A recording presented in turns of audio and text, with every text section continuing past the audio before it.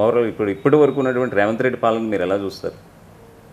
ఇప్పుడైతే 100 రోజులు కాలేదు కదా, వచ్చిన తర్వాత అన్నీ పాజిటివ్ కానీ స్టెప్స్ కనిపిస్తున్నాయి తప్ప నెగిటివ్ స్టెప్స్ నాకేం కనపడలేదు. అలాగే కాళేశ్వరం మేడిగడ్డ ప్రాజెక్టు విషయంలో మీ స్పందన ఏంటండి అసలు?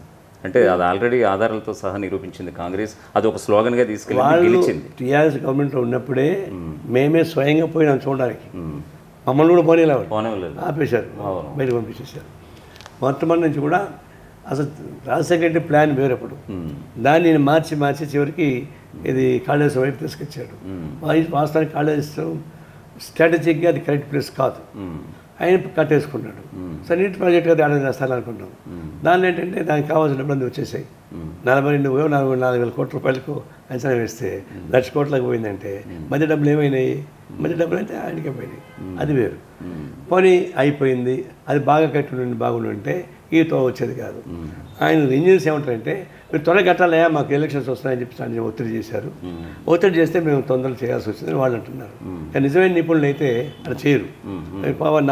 మేము వదులుకుంటున్నాం ప్రాజెక్టుగా, మేము కట్టమని చెప్తారు. అంతా ఈ బెదిరింపులకి ప్రాబల్యానికి లోన్ పోయేవాళ్ళు ఒప్పేసుకున్నారు, కట్టేశారు. ఆ చివరికి మనం చెప్పిందంతా వాస్తవం అయిపోయింది, అది పగుళ్ళు వచ్చేసింది. అంటే ప్రాజెక్టు పగుళ్ళు స్తంభాలు పోతే నిలబడుతుందా? ఇంట్లోనే ఒక స్తంభం పిల్లలు పోతే మనం బతకలేము, భయపడతాం. ఒక పిల్లలు పోతేనే అంత పెద్ద ప్రాజెక్టులు అందరూ నీళ్లు నిల్వ ఉంటాయి. మామూలు బ్యారేజ్ అయితే అది వేరు. అవునండి, ఇది బ్యారేజ్ కాదు. ఇది ఆ నీళ్ళు రేపు మొత్తం కొలాప్స్ అయిపోతే ఏం చేయాలా అన్న పగుళ్ళు బాగా కనిపిస్తున్నాయి. ఇది నిజంగా డోల్ రమ్మేది,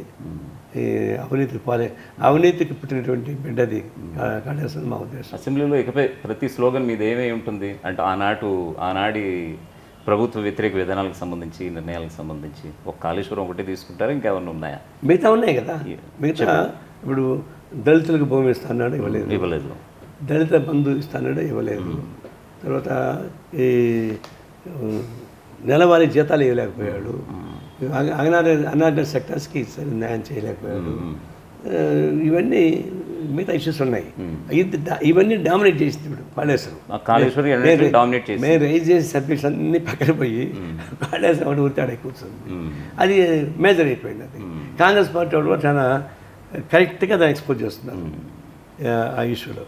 ఒకటికి అంటే చేయాల్సిన దానికన్నా ఎక్కువ చేస్తాను అన్న కానీ చేయాల్సిన దానికన్నా రీచ్ చూస్తాను, ఎందుకంటే ప్రమాదమైన ప్రాజెక్ట్ కదా. అవునవును. చిన్న కాలువలో రిజర్వాయర్ కొట్టుకోకపోతే పెద్ద అనేక చెక్ డ్యామ్స్ పోయినాయి. నేనే కళ్ళ చూసాను. చెక్ డ్యామ్స్ అన్నీ పోయినాయి. అన్నీ గంగుల కమలాకర్ కట్టేసిన చెక్ డ్యామ్స్ వెళ్తా మొత్తం ఎగిరిపోయినాయి. అవి పోతే ఆయన పెద్ద ప్రాబ్లం కాదు.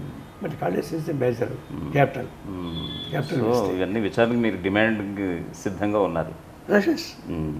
ఇంకా ఏపీకి దానిపైన గట్టి చేయాల్సింది. ఓకే, రైట్, అంత బాగానే ఉంది. ఇక ఏపీకి సంబంధించి మరో 2 విషయాలు సార్. ఇది యాక్చువల్గా చంద్రబాబుపై మొన్నటి వరకు కేసులు పెట్టే విధానాన్ని మీరు ఏ విధంగా చూస్తారు? కక్షపూరిత ధోరణి, అందులో వాస్తవాలు ఉన్నాయా?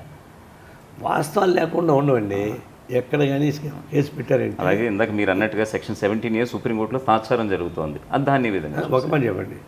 బూర్జువా పార్టీలు ఏ గవర్నమెంట్లో ఉన్నా, ఏ పార్టీ ఉన్నా ఎక్కడో చిన్న మిస్టేక్స్ లేకుండా నిస్వార్థంగా చేస్తాను అనుకోను.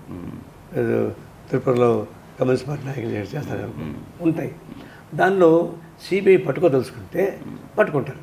సిబిఐ అనుకుంటే ఎందుకు వస్తారు, ఈ పెన్ తీసుకుంటారు. ఈ పెన్ నువ్వు ఎక్కడ కొన్నావు, ఎంత కొన్నావు, ఎట్ట మోడ్ ఆఫ్ పేమెంట్ ఏం చేసావు అంటే అనుకోండి. ఏం చెప్తాం మనం? ఫ్రిడ్జ్ ఇంట్లో కొంటాము, ఫ్రిడ్జ్ తీసుకొస్తాడు, ఎట్ట కొన్నాము, ఆ డబ్బులు ఎట్ట ఇచ్చామంటే 5,000-6,000 పెట్టి ఫ్రిడ్జ్ కొంటాము, దానికి బ్యాంకు ద్వారా ఇస్తావా అని వాళ్ళు పట్టుకోదలుచుకుంటే అన్నీ పట్టుకోగలరు.